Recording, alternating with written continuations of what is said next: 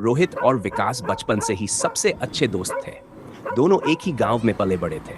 रोहित बेहद जिज्ञासु और निडर था।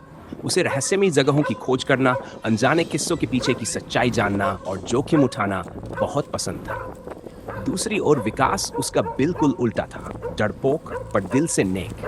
अक्सर रोहित जब भी कोई नया रोमांच करने निकलता, विकास अनिच्छा से उसका साथ दे देता। गांव के लोग हंसते हुए कहते, रोहित तो शेर है लेकिन विकास तो चूहा है। विकास को ये बातें चुभतीं, मगर दोस्ती के नाते वह रोहित का साथ छोड़ नहीं पाता।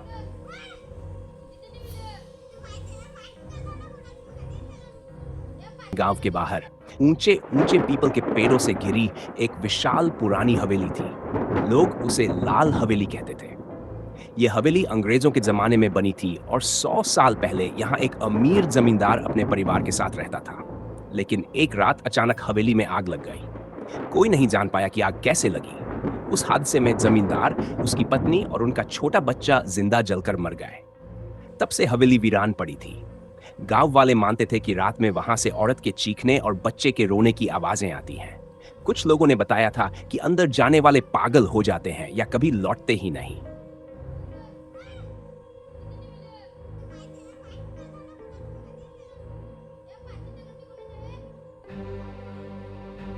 एक दिन रोहित ने विकास से कहा, सुनो विकास, सब कहते हैं हवेली में भूत है।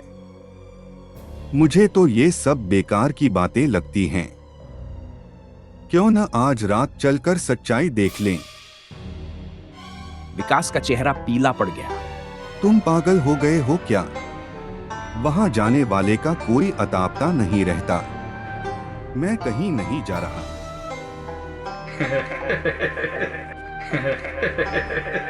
अरे डरपोक मत बनो। मैं हूं ना, हम दोनों मिलकर देखेंगे।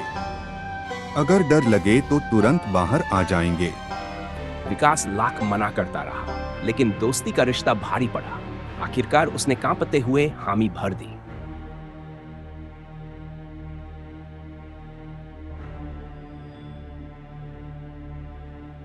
हवेली की दहलीज पर आधी रात को दोनों टॉर्च लेकर हवेली पहुंचे।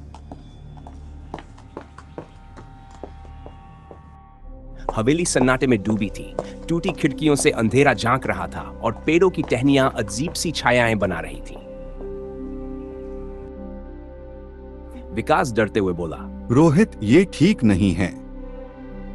चलो वापस चलते हैं। लेकिन रोहित ने दरवाजे को धक्का देकर खोल दिया। दरवाजा चरमराया और तेज ठंडी हवा का झोंका उनके चेहरे से टकराया। अंदर धूल और जली लकड़ी की गंध फैली हुई थी। दीवारों पर काले धब्बे थे, जैसे आग का निशान अभी तक बाकी हो।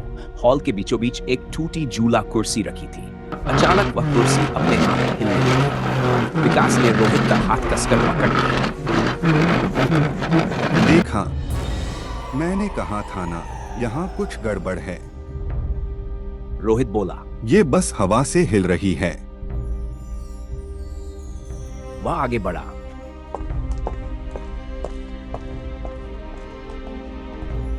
लेकिन तभी दीवार पर धुएं जैसा साया बनने लगा। धीरे धीरे उस साये ने औरत का आकार ले लिया। उसकी आंखें लाल आग जैसी चमक रही थी। विकास डर के मारे चीख पड़ा, भूत! रोहित, भागो! साया कराहते हुए बोला, मुझे बचा लो, मेरा बच्चा। अचानक हवेली में बच्चे के रोने की आवाज गूंज उठी। झूला अपने आप तेजी से हिलने लगा।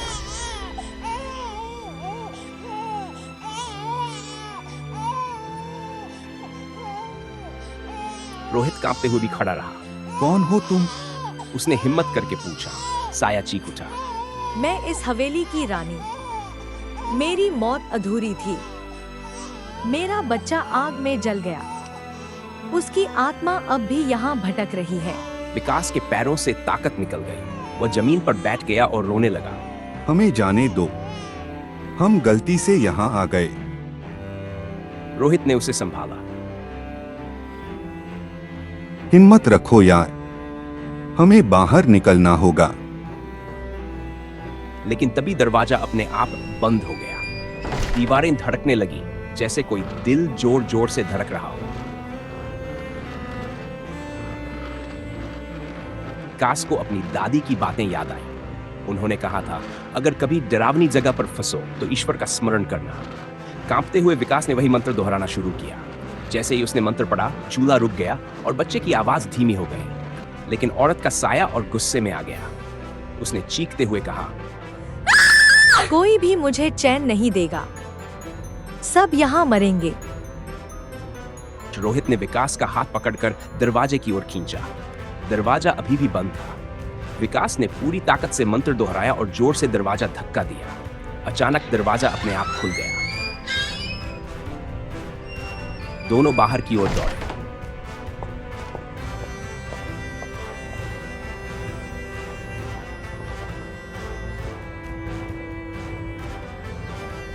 जैसे ही वे हवेली से बाहर निकले, हवेली फिर से शांत हो गई, मानो कुछ हुआ ही न हो।